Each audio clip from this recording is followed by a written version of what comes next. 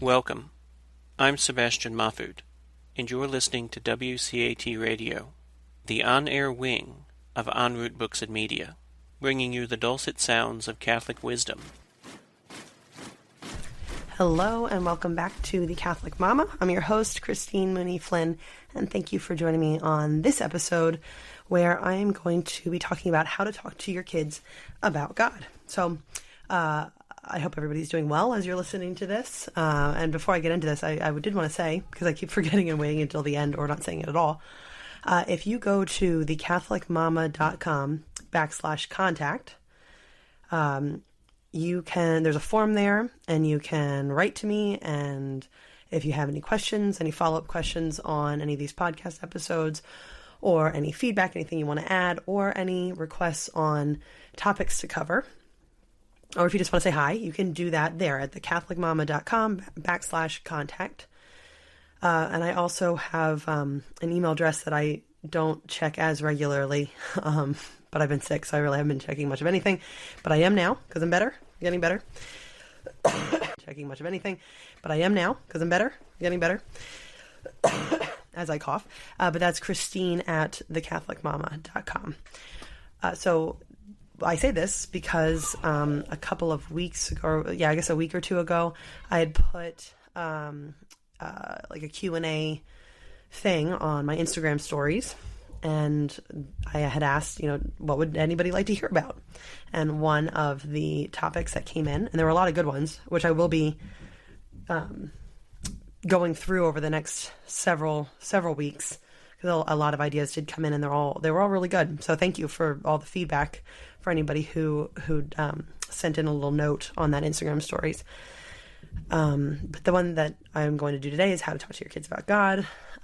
So again, I will go through the topics that were submitted and the questions over the coming weeks. But I do have a lot of like Mama as well.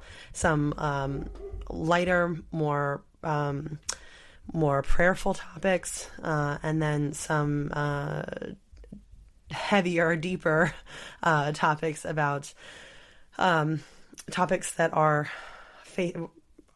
troubling our society today. Let's just put it that way. So, a whole host of guests coming up, and of course, people seem to enjoy when I have Pat, the husband, on, and I enjoy talking to him because a lot of times we have 3 small kids. And we have a St. Bernard, and we are currently living for 7 weeks with my in-laws. So getting alone time is a little tricky, and we just like to converse with one another. So, hey, why don't we just do it on a podcast? And it helps us actually catch up on things. Because like last episode, I had seen that segment of The View at the gym, and I was fuming.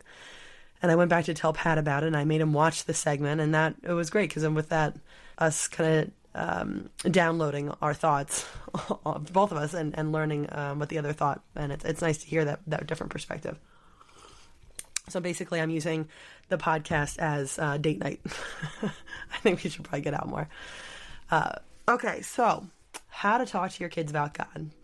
I think this is almost easier for me in a way, because I'm a convert, and prior to this, I was pretty positive that there was nothing out there. Life was ultimately meaningless. It didn't matter what you did.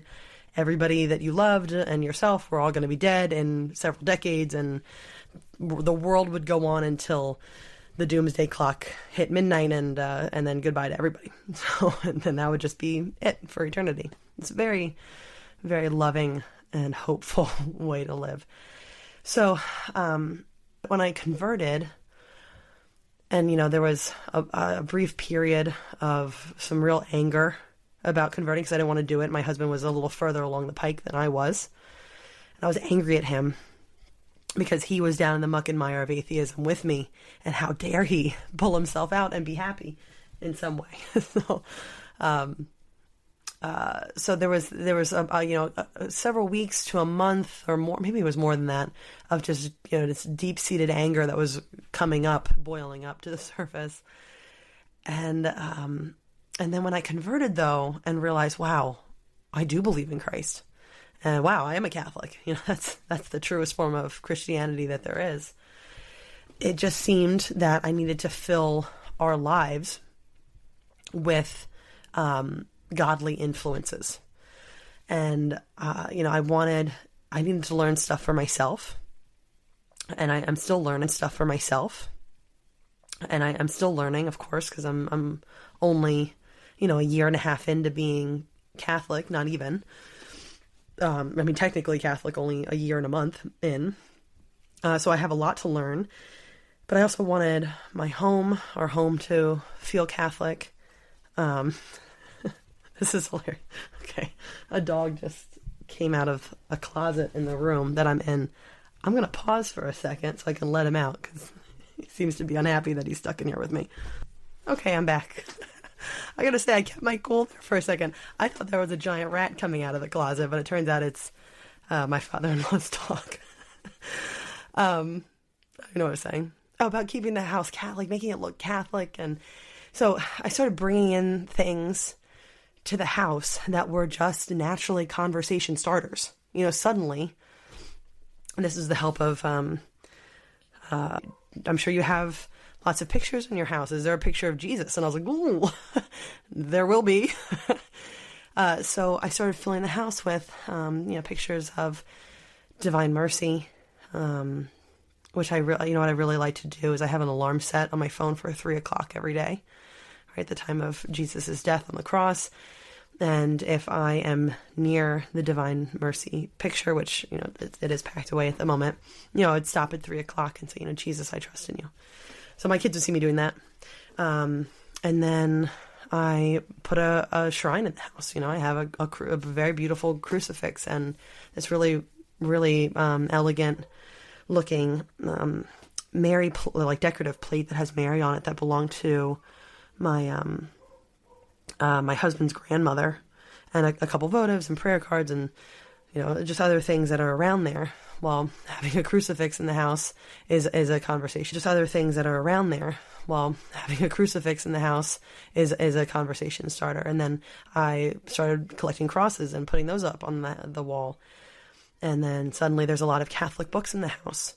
And there's Bibles and apologetics books and at-home retreat books. There's just Catholic books everywhere. We're big book buyers. So just, hey, we're switching from murder mysteries now. We're just going to buy Catholic and Christian apologetics and other books. And of course, when that comes along, there's children's books that come into the house that are either children's Bibles or God is the main character. There's a book that we have. Sophia Press put it out. I can't think. It's a picture book for kids. We'd go to a Catholic bookstore and more paraphernalia and books and things would just come into the house, and not necessarily that you need things to be Catholic. If you can't buy them, it's fine. And the quantities that I have over the past year.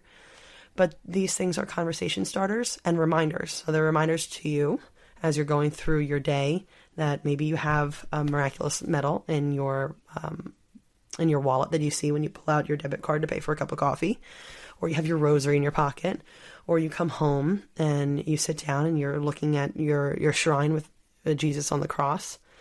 All these things can be really good reminders to yourself to pray, read the Bible, live a Christian life.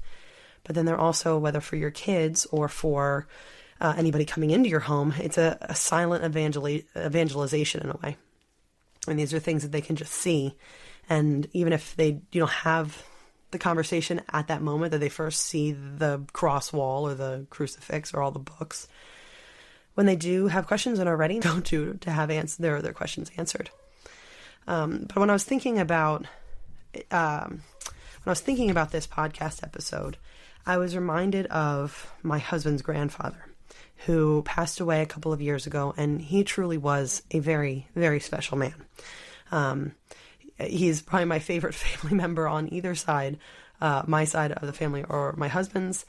He was just so soothing to be around, and he was very funny, had a very dry sense of humor, very kind, and he just had, you don't want to judge a book by its cover, but after a number of years of being really joyful and good and helpful, I feel like you really do have it shows in your face. You have a different demeanor in your face than somebody who has spent, 60 years just kind of being nasty. And he just had this wonder, you just wanted to be around him. And he was a great Catholic. He went to Mass every week. He never missed it. He served the community in various ways over the years, many, many times. And usually, because he was so well loved, they would, extend the circumstances. If he was president of something and you're only supposed to be allowed 2 terms, they just let him stay because he was so great and everybody wanted him there. But the one thing that he did not do is talk about his faith.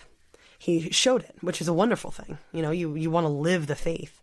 But for somebody, say, like Pat, my husband, who didn't have a real understanding of the faith, and nobody was there telling him about it or talking to him about their experiences about it, he had no idea and eventually fell away. And he always talked, he knew his grandfather was a great man, but he never really could pinpoint, what drove that and how he could be like that until he became a Catholic. His grandfather was, everything his grandfather did, it all made sense within the framework of Catholicism, because of course he was like this. He was a very good Catholic. But the one thing he missed out on was talking about his faith. He just lived it quietly, which is, again, is a wonderful thing to do. You want to live it. You want to walk the walk. But you also need to talk the talk. So it's important that you take the time to talk to your kids. So how do you go about doing that? Besides bringing books into the house. And like I say, again, when I was, I'd moved away from being spiritual, but no religion.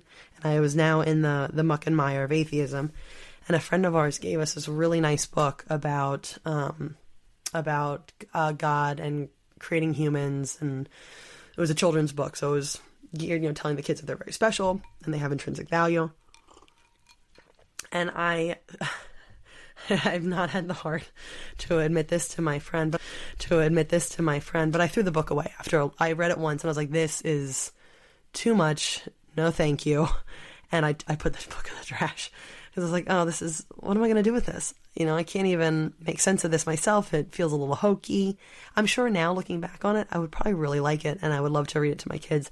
I have no idea what the book was. And even there was there's a series of books that are geared towards the libertarian mindset. The series is called The Tuttle Twins, and I was reading one book. It's called The Law, and there is a couple sentences in there about where our fundamental rights as humans come from, because there's certain rights that cannot be taken away. A government or people can't tell you what church you can go to or what friends you can hang out with. And there's like, oh, where did your individual rights come from? And the kids say, God, they come from God. And I used to, because I had no idea, they was going to bring up so many questions. Oh, who's God? I'm like, oh, I don't know. At that point, I did not know. And it seemed like it was more trouble than it was worth. So I just skipped that page. And even, it's not like my kids could read, so they wouldn't know that I was skipping sentences. And I could read ahead before I got there. So, since we converted, though, and suddenly all these things were showing up in the house, including books and crosses and prayer cards and children's books and all this stuff, it became very natural for my kids to start asking me questions about God. And actually, I compiled some of the top ones, and I made a free download, which you can get at thecatholicmama.com. About how to talk to your kids about God. It's a whole, however many pages of the top, I think 10 questions, maybe even more than that. Your kids about God. It's a whole, however many pages of the top, I think 10 questions, maybe even more than that. I can't remember now, that my kids were asking when we first converted. And they were really good philosophical questions. Kids ask very good questions. They should not be dismissed as just coming from the mouth of babes. These are like tough questions so quickly. My oldest was getting to the heart of the problem of evil and suffering. Like, wow, that was quick. Or why does God create bad people? Let people, or give people free will to make good and bad choices. And these are questions that parents, anybody, any faithful should have the answers to, because that means that they have really invested in and studied their faith. But not all of us do. I know that there have been years of just bad catechesis that has left a lot of the Catholic faithful unable to answer some of the basic. First recommendation, after a long-winded 15 minutes here, is to make your house look as if faithful people live there. Put crosses in the house. Bring children's books into the house, or other more age-appropriate books, whatever it is, however old your children are. It's never too late. And read those books and say, hey, did you notice I just brought this crucifix in the house? What do you think? And then let that conversation happen. Kids will ask the questions. Who's God? And then you start explaining it, and they'll have more questions. And it might not be right away, but having those silent evangelization tools in the house will help guide the conversation. Now, besides, I think a main thing, again, is to not pretend that, or just blow off your kids' questions, even if they seem very elementary to you. These are questions that people have been wrestling with for thousands of years.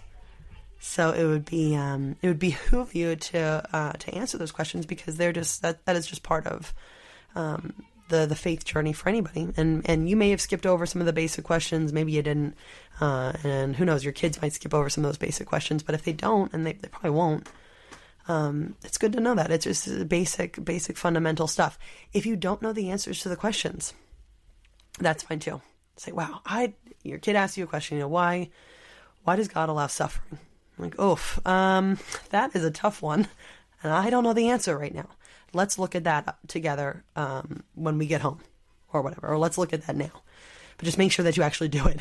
Don't be like, yeah, we'll look at that up later, and then never get back to it.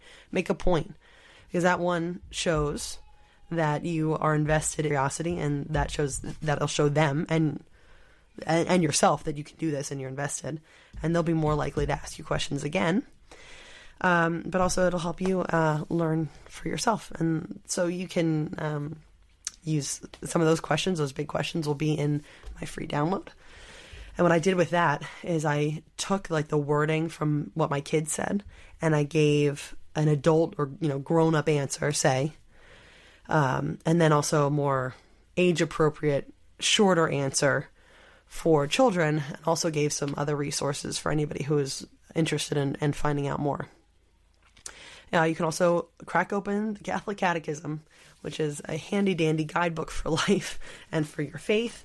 It is $10 on Amazon, or you can just pick it up for free or with a small donation in the book area that I'm sure your parish probably has in the narthex. Podcast episode on the 10 books all Christians should read. And I'll link that in the show notes here, but that's another great one. Just go back and start reading those things. And then if your kids aren't, just straight up asking you questions, you can just tell them, hey, I was reading this book and I think this is really interesting. So you can bring it up too. How you bring it up depends on the age. But you talk to your kids, I'm sure, about why they shouldn't cross the street without you being there, or why they shouldn't open the door to strangers, or why their body is there not to be touched by others. So you're probably taking on heavier, more complicated topics anyway, even if you don't realize that that's what you're doing. So talking about God, you just do it in the same way. And the more that you understand the faith, the easier it will be to filter it down.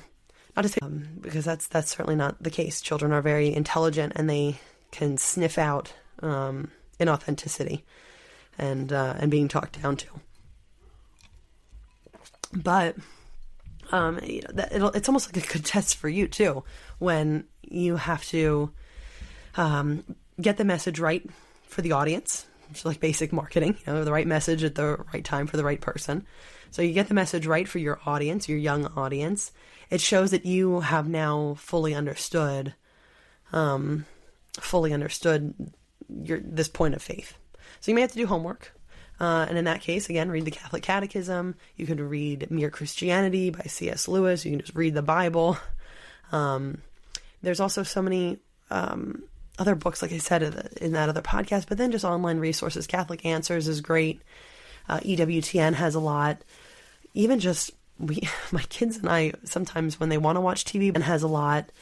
Even just my kids and I, sometimes when they want to watch TV, but I don't really want them to watch TV, and just see if they want to sit on the couch, we'll put on old episodes of Mother Angelica Live, which you can find on YouTube very easily.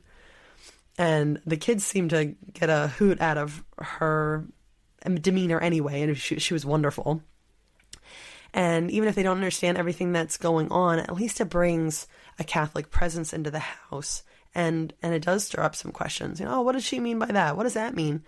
And maybe you have to pause and explain it, or go and look it up. But it's a nice little family activity that you still get to relax a little bit and also learn a lot. And I think you'll be entertained. If you've never seen Mother Angelica, she was a very, very funny, fiery, witty woman. And one of my favorite things is, she teases the apostles before the Holy Spirit came upon them, because they were just so unknowing before the Holy Spirit came upon them, because they were just so unknowing and untrusting of Jesus, and she kind of ribs them for that. So she's just got a really fun, strong Catholic understanding that I think it makes it enjoyable for adults and for kids. I mean, even in those old episodes from the 1990s, there are children in the audience, and they're smiling and seeming like they're having a nice time.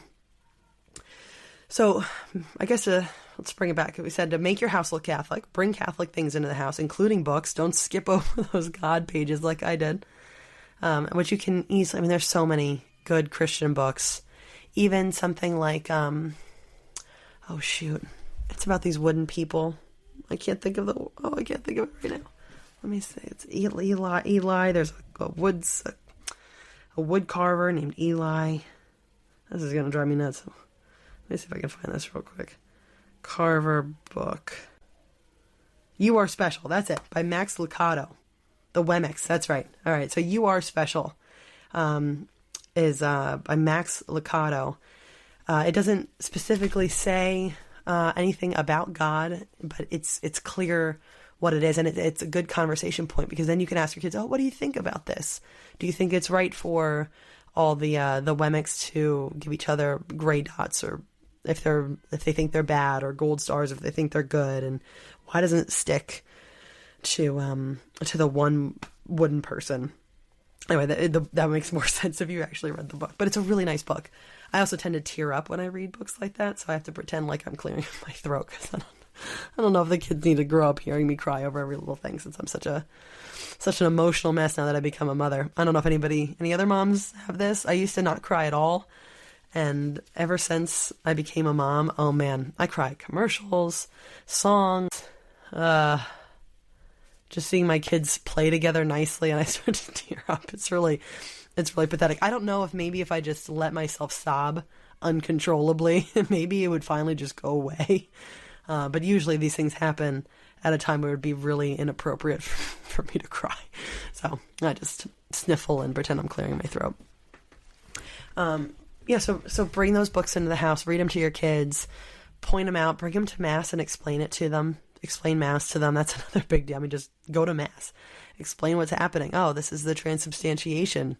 And then you can explain what that means, But that also means that you have to know what's going on in the Mass. And for that, the Catholicism series by the Word on Fire team and Bishop Robert Barron is a great refresher on the Catholic faith, or a great introduction to the Catholic faith. Either one. It's beautifully shot. The music is wonderful. And Bishop Barron has a really gentle and loving and beautiful way of exposing the Catholic faith for what it truly is. And that's actually one of the the things that brought me into the faith for itself, because I didn't understand the Mass. I thought the Mass was just a bunch of pomp and circumstance. And then you get to actually understanding what is going on while you're at Mass. And then when I was there after I watched the series, and I went to a daily Mass, and the priest is changing the bread and wine into the body and blood, and wow, that was amazing. I got chills all over. If I wasn't already on my knees, I would have probably fallen to the floor, because I was just so overwhelmed and overjoyed by what was happening. So, bring your kids to Mass, but help them understand it. They can even watch that series. I'm not sure, depending on the age of the child. But even still, even if you don't think that they're the concepts, say if you're watching Mother Angelica or you're watching the Catholicism series, that's okay. Just having that exposure and having it in the house, and then as you learn together, showing that your faith is reasonable. It's not something that backwoods, uneducated, superstitious people believe. There's actually real reason for our faith. Very, very intelligent people have agreed that this faith is the correct one. They've worked it out philosophically, theologically, over the course of many, many years. It starts to become ingrained in something to be proud of, rather than just something that you have to do on the weekends, go to Mass. So just try to infuse your house with as many Catholic things as you can, Christian things as you can. Pray at the beginning of meals. Say a Hail Mary, or an Our Father in the car when you drive someplace, because guarantee the kids are going well, why? Why do I have to do that? And then you can start talking about why prayer is important, and where the Our Father came from, right? From Jesus himself. Hail Mary, also mostly from the Bible, except for the second part added in, I think during the plague, if I'm right about that. So there's ways to talk about your kids, talk to your kids about God, that aren't scary or overwhelming. And if you try to do it by just sitting in a room that has no, a visible Catholic thing in it, it will be harder, especially if you have younger kids, because kids, visuals, something that they can hold in their hands and touch is a great way for them to actually bring those images to mind and start to understand it. I mean, every time we go to a Catholic bookstore, my kids are with us, we let them pick out something. So my daughter just picked out, we let them pick out something. So my daughter just picked out, we went to visit a basilica in Milwaukee, St. Josephat Basilica in Milwaukee, and my daughter picked out a little Mary statue of Our Lady of Guadalupe. And my son picked out a necklace that also had Our Lady of Guadalupe on it. And then it's like, oh, Mommy, what's that? And I said, oh, that's Our Lady of Guadalupe. They said, oh, what's that? I was like, oh, she appeared in Mexico, however many years ago. And the people of Mexico were just so overwhelmed and overjoyed by her presence. I think it was it's a ridiculous number. It's like 90% of Mexicans became Catholic within just a few years of that apparition. So it's really powerful stuff. And then it's like, oh, her feast day is coming up soon. We can celebrate that. And so even if you don't know these things offhand or know them exactly, do what you can, but then don't be afraid to say, let's look that up later. But I have those silent evangelization tools in your house that are conversation sparkers. Listen to Catholic podcasts. There's a great one, actually. Let me find it real quick. It is for kids. Hold on. I subscribed to it myself. Daily Sprouts. Catholic Sprouts, I think. Let me double check on that. I'm looking on my phone real quick. I'll put this in the show notes too. Yes, Catholic Sprouts. Catholic Sprouts is a daily, 5 to 10 minute podcast where the host directly speaks to children about various aspects of faith. So the last couple ones are about the Eucharist or Fatima. It's really nicely done. It's a very soothing voice, very upbeat and positive about the faith, but also very realistic and true to the faith. So I that out. If you don't know where to start, but you just want to have something in the background, or have Gregorian chants on in the background, just something, really infuse your life and your family life and your home with these aspects of our Catholic faith, and you'll find that those conversations happen naturally. And if you need help on answering those questions, you can either get the free download on thecatholicmama.com. You can look Catholic Answers, again, is a really great resource for finding those Q&As. And they're also, pretty short, and Catholic Answers is a very reliable, good source for that information. You can just, listen to podcasts like these, or there's so many other good Catholic podcasts. And then also just watching videos, EWTN. And if you have Sirius XM radio, EWTN, and there's another Catholic station that's slipping my mind right now, but you can just put those on and just have that in the background. It's probably better than 95% of music. 95% of music that's going to be on the radio anyway. So just fill your life and your home with these aspects of your faith, and having those conversations with your kids, I think, will come more naturally than you might anticipate. Just be ready for it. And if you're not ready because you don't know the answer, that's okay. You'll learn, and your kids will learn beside you. And actually, I'll end on this. I had posted in a forum not too long ago that I was like, I don't know if I should we should homeschool next year, or should I send my oldest to parochial school, because I don't, I'm a convert to Catholicism. Will I be able to properly teach him our faith? I don't know a lot of this stuff. My dad went to Catholic school, and even when he's 70 this month, and he still remembers like random feast days of saints, and he remembers the names of everything and what to do in Mass, even though he doesn't, I don't know if I'm going to be able to train my kids that well, because I don't even know that stuff. I'm learning right along with them. And a respondent, and I am so appreciative that this person responded. He said, yes, you are learning alongside of them, and that's a good thing. He's like, I've been homeschooling, and I've done the same, and you'll be amazed at how much you learn along with your children, and it's been a real blessing. So learn along with your kids. Don't be shy. If you don't have all the answers, it's okay. This is complicated. Learning about religion, our religion, Christianity, it's so rich. It goes back thousands of years, the Old Testament onward, and there have been many, many philosophers and theologians and historians over the years who have hashed this out and made sense of it. So you don't have to reinvent all of it. There's so many good resources, and I'll put more in the show notes, but I've said quite a few here. So you're not doing it all alone, and you don't have to start from scratch. So don't be discouraged, or as daunting as it may seem, especially when you have conversation starters like children's books or other things in the home that are naturally tangible eye catchers that your kids may gravitate towards anyway. So I hope this has been helpful. Again, if you have any questions or follow-up or topics you'd like me to discuss, or if you even have a guest that you think I should definitely have on the show, go to thecatholicmama.com/contact. And again, if you haven't done so already, I encourage you to go to thecatholicmama.com and pick up the free ebook of how to talk to your kids about God. I think that'll be very helpful in a lot of these, those big questions. I will be doing a second part of that free download at some point too, I promise. All right. Well, thank you so much for listening. And until next time. We hope you enjoyed the program and will join us back for another show on WCAT Radio. This is Sebastian Mahfood. Good day.